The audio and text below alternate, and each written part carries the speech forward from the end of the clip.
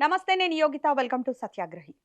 రాష్ట్ర రాజకీయాల్లో ఒక్కసారిగా 10 వోల్టుల కరెంటు షాక్ తగిలే పరిణామం చోటు చేసుకుంది. కాంగ్రెస్ అధికారంలోకి వచ్చి 2.5 ఏళ్లు దాటిన వేళ ముఖ్యమంత్రి రేవంత్ రెడ్డి నిర్ణయాలపై, ఆయన పాలనపై ఊహించని రీతిలో తిరుగుబాటు బావుట ఎగిరింది.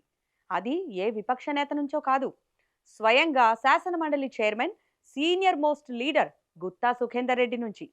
అసలు రేవంత్ రెడ్డి ప్రతిష్టాత్మకంగా తీసుకుంటున్న నిర్ణయాలను గుత్తా ఎందుకు తప్పుపడుతున్నారు? రాష్ట్రంలో అవినీతి విచ్చలవిడిగా పెరిగిపోయిందని ఆయన ఎందుకు ఓపెన్ గా కామెంట్స్ చేశారు? అన్నిటికీ మించి ఈ రోజుల్లో నక్సలైట్లుంటేనే బాగుండేదేమో అని ఒక శాసన మండలి చైర్మన్ స్థాయి వ్యక్తి ఎందుకు అనాల్సి వచ్చింది? అసలు ఈ వ్యాఖ్యల వెనుకున్న అసలు పొలిటికల్ మాస్టర్ ప్లాన్ ఏంటి? ఈ పూర్తి వివరాలు ఈ వీడియోలో చూద్దాం. స్కిప్ చేయకుండా చివరి దాకా చూడండి.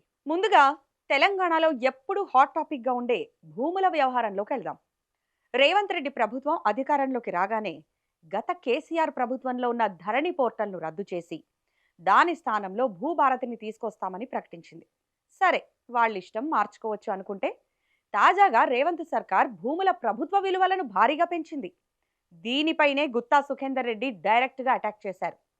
భూముల విలువ పెంచడంతో రెవెన్యూ శాఖలో విచ్చలవిడిగా అవినీతి పెరిగిపోయిందని ఆయన బాంబు పేల్చారు. భూభారతి వచ్చిన తర్వాత క్షేత్రస్థాయిలో అవినీతి విపరీతంగా పెరిగిపోయి చిన్న చిన్న పనులకు కూడా అధికారులు కుంటి సాకులు చెప్తూ రైతులను ముప్పు తిప్పలు పెడుతున్నారని మండిపడ్డారు. అంతేకాదు, ఆయన ఒక షాకింగ్ ఉదాహరణ కూడా చెప్పారు. సర్వే విభాగంలో ఒకప్పుడు కేవలం 700 రూపాయల జీతంతో ఉద్యోగంలో చేరిన ఒక డిప్యూటీ డైరెక్టర్ ఇంట్లో ఈ రోజు కోట్ల రూపాయల నగదు, కేజీల కొద్ది బంగారం దొరకడమే ఇందుకు నిదర్శనమన్నారు. రేవంత్ సర్కార్ హయాంలో అవినీతి ఏ స్థాయిలో పాతుకుపోయిందో అర్థం చేసుకోవడానికి ఇదొక్కటి చాలదా అంటూ గుత్తా వేసిన చొరకలు ఇప్పుడు సోషల్ మీడియాలో మార్మోగిపోతున్నాయి. ఇక రెండో పాయింట్, రేవంత్ రెడ్డి ప్రభుత్వం అత్యంత ప్రతిష్టాత్మకంగా తమ బ్రాండ్ ఇమేజ్ గా ప్రచారం చేసుకుంటున్న ఇంటిగ్రేటెడ్ స్కూల్స్ కాన్సెప్ట్.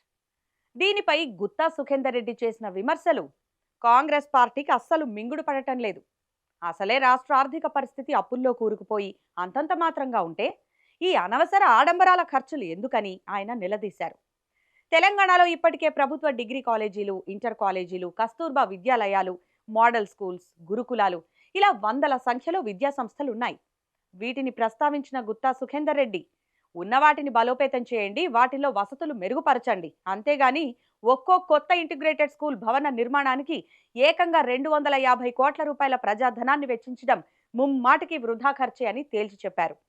రాష్ట్ర ఖజానా ఖాళీగా ఉన్నప్పుడు కేవలం ప్రజలకు నిజంగా ఉపయోగపడే సంక్షేమ పథకాలపైనే దృష్టి పెట్టాలి, కానీ ఇలా వందల కోట్ల కాంట్రాక్టుల ప్రాజెక్టులు ఎందుకనే అనుమానాలు ఇప్పుడు సర్వత్రా వ్యక్తమవుతున్నాయి. రాజకీయ పార్టీలు ఇచ్చే ఉచిత హామీలపై గుత్తా తన అసంతృప్తిని వెళ్లగక్కారు.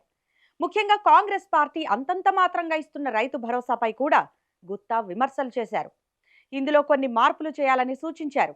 అలాగే ప్రస్తుతం రాష్ట్రంలో ధాన్యం కొనుగోలుపై క్లారిటీ లేదు, సన్నబియ్యం బోనస్ విషయంలో స్పష్టత లేదు, ధాన్యం కొనుగోళ్లు నత్తనడకన సాగుతున్నాయని, దీనిపై కేంద్ర రాష్ట్ర ప్రభుత్వాలు కలిసి ఒక సమగ్ర విధానాన్ని తేవాలని గుత్తా డిమాండ్ చేశారు.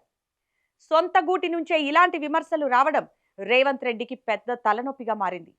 ఇప్పుడు మనం మాట్లాడుకోబోయే పాయింట్ ఈ ప్రెస్ మీట్ మొత్తానికే అతి పెద్ద హైలైట్. గుత్తా సుఖేందర్ రెడ్డి ఎన్నికల ఖర్చు, పొలిటికల్ స్కామ్లు, నక్సలైట్ల ప్రస్తావన తెచ్చి రాష్ట్ర వ్యాప్తంగా సంచలనం సృష్టించారు.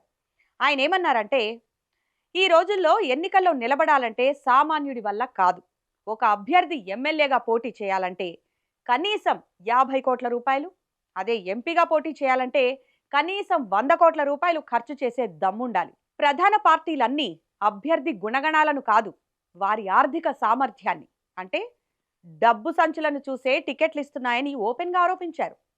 ఎన్టీఆర్ మరణం తర్వాత చంద్రబాబు నాయుడు హయాం నుంచే టీడీపీలో ఈ డబ్బు సంస్కృతి ఎక్కువగా తెరపైకొచ్చిందని, ఇప్పుడు అది పతాక స్థాయికి చేరిందని విమర్శించారు. మరి ఈ వందల కోట్లు ఖర్చు పెడుతున్న నాయకులు ఊరికే ఉంటారా? ఎన్నికల్లో గెలవడం కోసం, తాము పెట్టిన పెట్టుబడిని రికవరీ చేసుకోవడం కోసమే పెద్ద పెద్ద స్కామ్లకు తెరలేపుతున్నారని గుత్తా సంచలన నిజాన్ని బయటపెట్టారు. ఇదే ఫ్లోలో గుత్తా చేసిన ఒక వ్యాఖ్య ఇప్పుడు సోషల్ మీడియాను షేక్ చేస్తోంది. ఒకనాడు తాను కూడా నక్సలైట్ల బాధితుండే అని చెబుతూనే, కానీ ఇప్పటి రాజకీయ అధికార వ్యవస్థల్లో ఉన్న అవినీతి పరిస్థితులు చూస్తుంటే ఆ నక్సలైట్ల లాంటి వాళ్ళు ఉంటేనే బాగుంటుందేమో, వాళ్ళైతేనే వీళ్లకు బుద్ధి చెప్తారేమో, అంటూ గుత్తా సుఖేందర్ రెడ్డి చేసిన కామెంట్స్ ఇప్పుడు పెద్ద దుమారాన్ని రేపుతున్నాయి. అంటే రేవంత్ రెడ్డి ప్రభుత్వంలో శాంతి భద్రతలు, అవినీతి నియంత్రణ ఏ స్థాయిలో ఫెయిల్ అయ్యాయో చెప్పడానికే గుత్తా ఈ వ్యాఖ్యలు చేశారని పొలిటికల్ అనలిస్టులు అంచనా వేస్తున్నారు. మీకు ఈ పొలిటికల్ మసాలాలో మరో ట్విస్ట్ గుర్తు చేయాలి. నల్గొండ సీనియర్ నేత, శాసనమండలి చైర్మన్ అయిన గుత్తా సుఖేందర్ రెడ్డి బహిరంగంగానే కేసీఆర్ పాలనను ప్రశంసించారు. కాంగ్రెస్లో ఉంటూనే కేసీఆర్ పాలనపై పొగడ్తలు కురిపించారు. కేసీఆర్ హయాంలో అనేక మంచి పనులు జరిగాయని గుర్తు చేశారు. వృద్ధులు, కంటి ఆపరేషన్ అవసరమైన వారి కోసం కేసీఆర్ ప్రభుత్వం ఎలాంటి కృషి చేసిందో వివరించారు గుత్తా సుఖేందర్ రెడ్డి. మరి సొంత పార్టీ సర్కార్పైనే గుత్తా ఇలా గురిపెట్టారంటే కాంగ్రెస్ ప్రభుత్వంపై ఎంత వ్యతిరేకత ఉందో అర్థం చేసుకోవచ్చని అంటున్నారు విశ్లేషకులు. శాసనమండలి చైర్మన్ స్థానంలో ఉన్న ఒక సీనియర్ నేత రేవంత్ రెడ్డి సర్కార్ ఆర్థిక విధానాలను, అవినీతిని, ఇంటిగ్రేటెడ్ స్కూల్స్ పేరిట జరుగుతున్న వృధా ఖర్చులను ఇంత ఘాటుగా ఏకిపారేయడం తీవ్ర చర్చకు దారితీసింది. ఏది ఏమైనా రేవంత్ రెడ్డి ఒంటెద్దు పోకడలపై కాంగ్రెస్ అంతర్గత వర్గాల్లో ఉన్న అసంతృప్తికి గుత్తా వ్యాఖ్యలు ఒక బహిరంగ నిదర్శనం. మరి గుత్తా సుఖేందర్ రెడ్డి చేసిన ఈ ఘాటు వ్యాఖ్యలపై ముఖ్యమంత్రి రేవంత్ రెడ్డి ఎలా స్పందిస్తారు? కాంగ్రెస్ పార్టీ ఈ తిరుగుబాటును ఎలా డీల్ చేయబోతోంది అనేది ఇప్పుడు $1 మిలియన్ ప్రశ్న. ఇక ఈ వీడియో మీద మీ అభిప్రాయం ఏంటో కింద కామెంట్ సెక్షన్లో మాకు తప్పకుండా తెలియజేయండి. అలాగే వీడియో నచ్చితే లైక్ చేయండి, షేర్ చేయండి, సబ్స్క్రైబ్ చేయడం మర్చిపోకండి. Thanks for watching.